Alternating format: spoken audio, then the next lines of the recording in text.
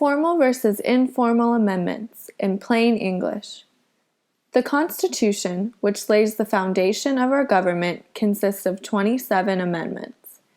There are many ways to amend the Constitution, and they are split into two categories, formal and informal. Formal amendments alter the Constitution, while informal amendments merely change the meaning of it. The framers intentionally made formal amendments difficult to pass so people don't tamper with the original Constitution. There are 4 ways of formally amending the Constitution. The first method requires 2/3 of Congress to propose the amendment and 3/4 of state legislatures to ratify it. 26 out of 27 amendments have been passed using this method. The second method requires 2/3 of Congress to propose the amendment and 3/4 of state conventions to ratify it. The 21st Amendment, which repealed the 18th, was passed using this method. In the third method, the amendment is proposed at a national convention that is called by Congress at the request of 2/3 of state legislatures. 3/4 of state legislatures must then ratify it. In the Fourth Amendment, the amendment is, again, proposed at a national convention called by Congress at the request of 2/3 of state legislatures. The amendment must then be ratified by 3/4 of state conventions. A more common way to make changes to the Constitution is to informally amend it. Since informal amendments are easier to get passed, they are used more frequently to alter the meaning of the Constitution. There are also 4 ways of informally amending the Constitution. The first is congressional legislation. The Constitution acts as a basic skeleton while Congress adds flesh or new laws to further define the meaning.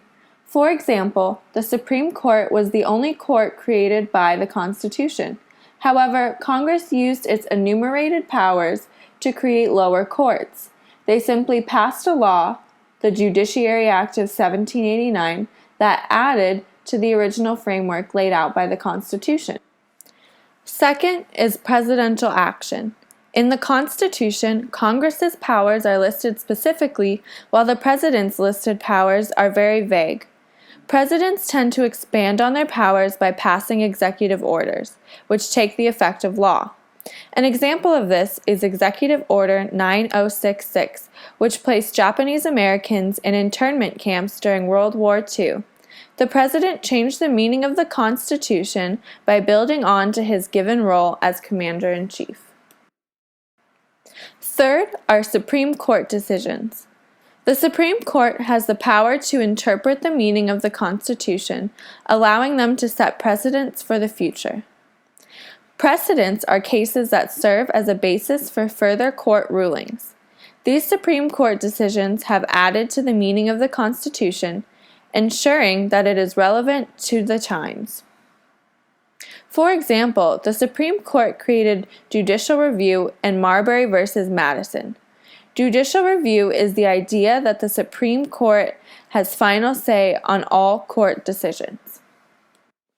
Lastly, we have custom and tradition. Sometimes rules that we assume are part of the Constitution really are not referred to at all. Instead, these traditions are created over time and become a trend people follow.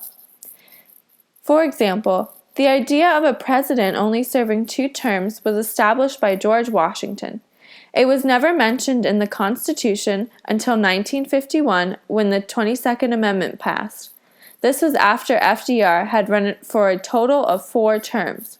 But before that, the 2-term presidential tradition had not been broken. To wrap it all up, the Constitution is a living document, which means it is always changing. There are 2 ways to amend the Constitution, formally and informally. Formal amendments are permanent changes to the language of the Constitution and therefore are difficult to pass. Informal amendments are less permanent and they alter the meaning of the Constitution. Informal amendments are much more common because they are faster and easier to implement than formal amendments.